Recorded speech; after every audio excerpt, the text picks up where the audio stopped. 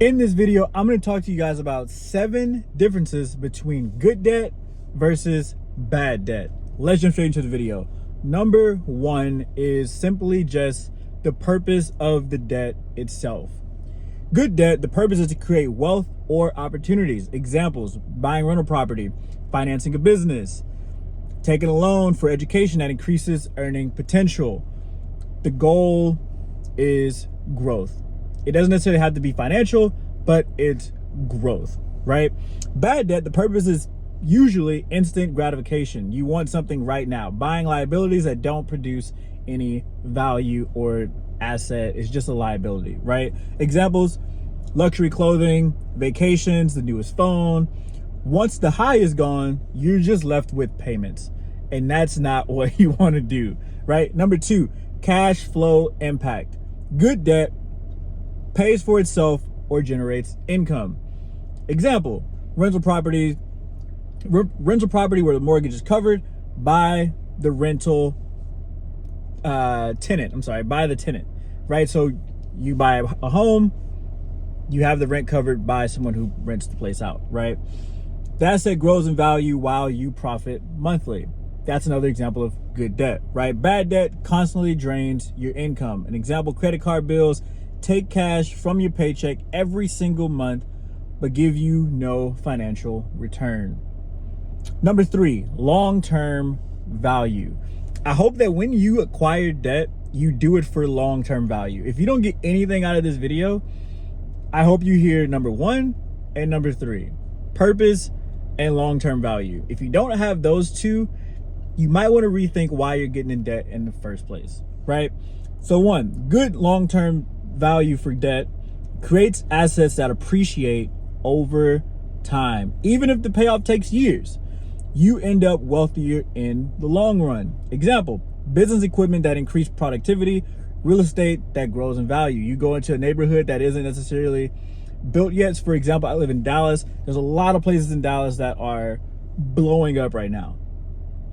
Long-term investment would be for me to go buy a home in one of these growing cities, wait 5 years, and I'll finally see my return, right? That's long-term. Even if I waited 10 years, 15 years, a lot of these cities that are here might take 15 years to fully develop. But if I bought something now and sold it then, that's a long-term value, right? Bad debt creates liabilities that depreciate, right? Cars. Cars is top of the list, right? They lose 20 to 30% of their value the moment you drive it off the lot, unless you're buying obviously collectibles or one-of-ones, or, unless you're in that 500,000 plus range, it's probably going to depreciate, right?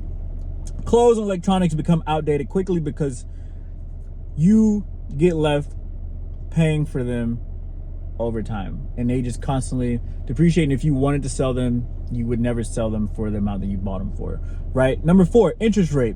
Good debt usually comes with lower interest rates because it's secured by an asset or viewed as an investment. Some interest can even be tax deductible.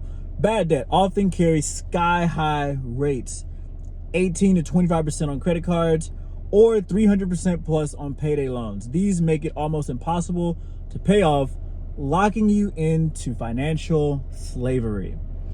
Number 5, good debt safer because it's backed by something valuable. If things go wrong, you can sell the asset or restructure the loan. Example: selling an investment property to cover the mortgage, right? Bad debt, extremely risky because there's nothing to liquidate.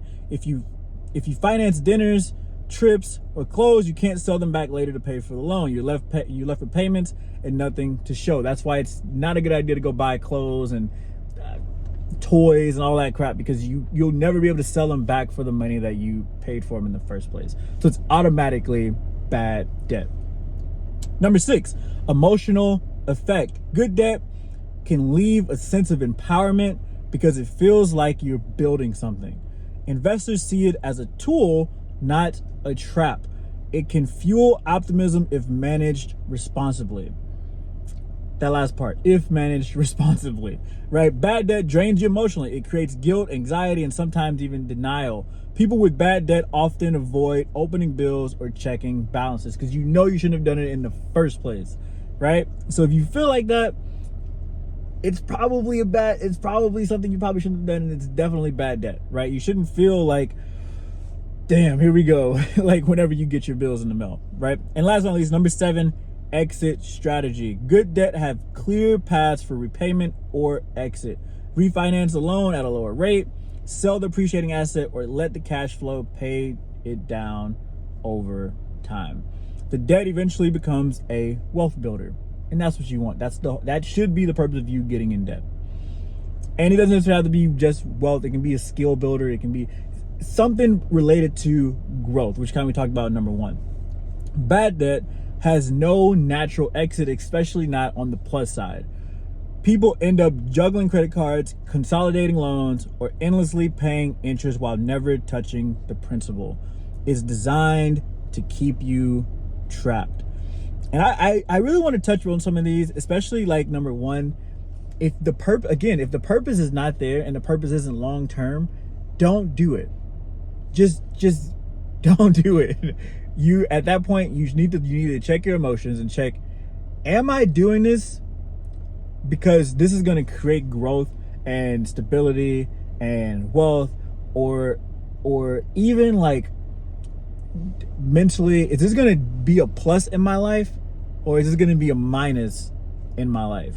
And if the answer is even kind of like take 48 hours, 24, 48 hours, depending on the price of what you're purchasing, take 24, 40 hours to really step away emotionally, because you might just be in a car lot and the guy's like, man, this car right here, you're not going to find this anywhere else. And so automatically you think that it's good debt because he just sold you. That's still not good debt. That's still bad debt, because as soon as you drive off the lot, the value will drop. Take some time and think about it. And if that car isn't there in 24 hours, you weren't supposed to buy it anyway. That's how I like to look at things. If you can leave somewhere where you're stuck emotionally and you're getting sold and you're like, I know I probably shouldn't do this, but I really want to do this, and your emotions are starting to lead the conversation and lead your decision making, take 24 hours and just step away. And what will happen is that you'll start to realize, man, I actually don't need that. Or, it'd be actually really good to have that. And it may necessarily, every decision may not just be a financial one. It may not just be hey, this is going to get me closer to wealth or further away from wealth. It could just be this is going to make my life better or worse in terms of what you want in your life. And so, not to go into a rant about that, but again, these are the seven differences between good debt and bad debt. Number 1, purpose. Number 2, cash flow impact. Number 3, long-term value, which found right there. Number 4, interest rate. Number 5, risk profile.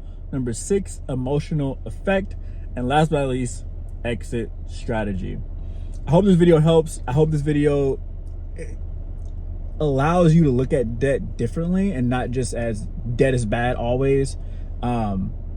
Maybe we'll do another video on what you can do with good debt in the future. But if you like the video, hit the like button, comment below your thoughts on the video if you have any thoughts or concerns or questions, and subscribe to the channel if you haven't already. Catch you guys on the next one. Peace.